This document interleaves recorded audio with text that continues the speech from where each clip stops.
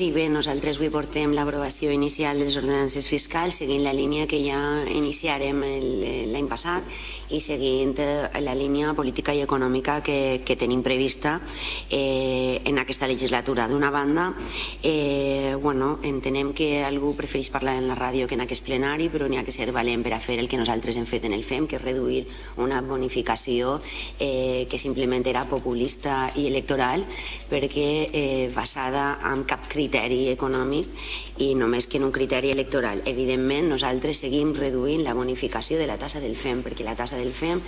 deu ser abonada en funció del que ens costa i deu ser distribuïda a tots els ciutadans. I com sempre diem,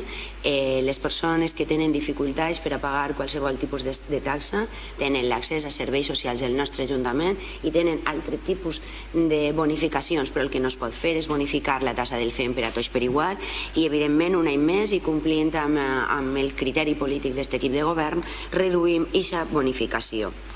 L'aigua torna a pujar en els trams d'aquelles persones que més consumeixen aigua, no en els trams normals que es mantenen i, sobretot, crec que cal recordar també que patim una sèrie de mancances en la xarxa del cicle integral de l'aigua, mancances que s'han de resoldre, mancances que hem d'intentar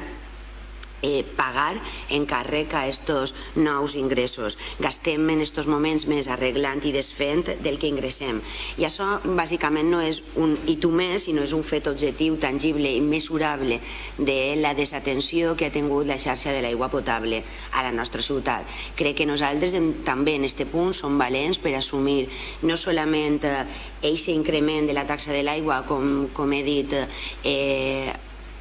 afectant només aquelles persones que fan un ús més abusiu o més consum de l'aigua, el que se considera no normal, i al mateix temps crec que són valents perquè disposem de fer inversions en aquella part de la cota zero, aquella que no es veu i que no és susceptible de fer inauguracions en truites gegants. I per tant crec que això demostra molt i se tarannà del nou equip de govern. Intervencions baix de la cota zero de la nostra ciutat, modificacions en la xarxa de l'aigua que s'han de pagar. D'altra banda, per a Compromís és fonamental els avanços que estem fent d'IBI, tot i considerar que són insuficients perquè entenem que seguir aplicant un IBI lineal i no un IBI per usos és injust i no respon als criteris de la pròpia distribució d'impostos, en aquest cas de l'IBI. Entenem que fer un ús o tindre un ús lucratiu de determinats immobles deu comportar un increment en aquest IBI i per tant nosaltres seguim avançant. Evidentment enguany n'hi ha bonificacions per a l'energia solar, per a aquella part de la ciutadania que aposta per l'energia solar. Tenim bonificacions també per a les societats musicals, que crec que era un deute que tenia aquest Ajuntament i aquest equip de govern i sobretot la ciutat iniciativa amb ells. I seguim, com he dit, treballant en aquesta modificació de l'IBI per a evitar que siga lineal. Seguim treballant en l'elaboració i modificació de les ordenances, enguany ja